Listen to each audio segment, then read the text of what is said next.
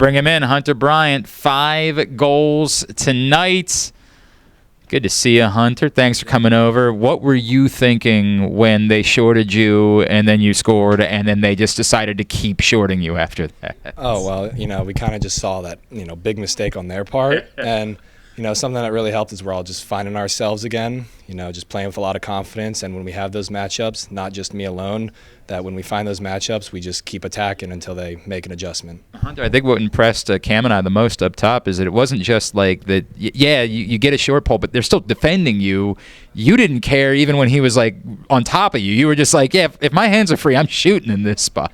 Yeah, that's just I've been working a lot from last year, just confidence, shooting the ball, where even when I'm not wide open, just letting it fly and just going. Results were pretty good that night.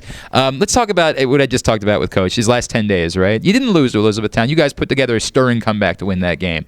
But I'm sure it did not go the way that you wanted to go after the Salisbury game. What were these last 10 days like, and what did your team take from that needs to be different moving forward that started tonight?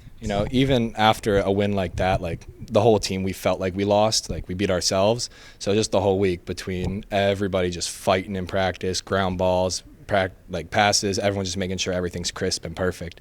I think today we started to find ourselves again, and I think it's only uphill from here. You mentioned that in the first couple of minutes there were some turnovers. There was a little bit of sloppiness. Did you guys just have to say, settle down, we're back to playing lacrosse? And do you feel like this is the type, if you play like this, you can beat anybody in the country?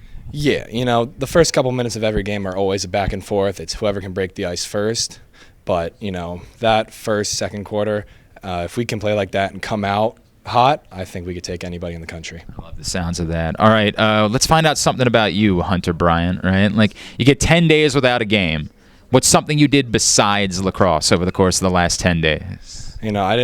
Not really much. I was boring. Just, really just school and lacrosse, that's kind of my whole day. Let's try something else, right? What is your interest that go beyond lacrosse, right? When we're not in season, maybe. I'm a big video game guy, What are you playing?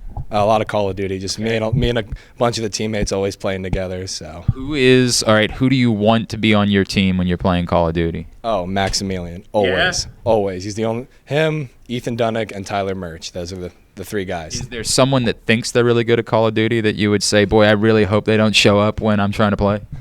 Always Tyler. Always. That's rough, man. That's a rough. I respect it, though. Thank you for actually being truthful about it. Hunter, who can we shout out for you? Who has helped you along this path and gotten you to this point? I got to shout out my dad, just always sacrificing everything, always, whether it's driving an hour for club practices 4 days a week or, I break a stick and he's just always there with the new one. Just can't thank him anymore.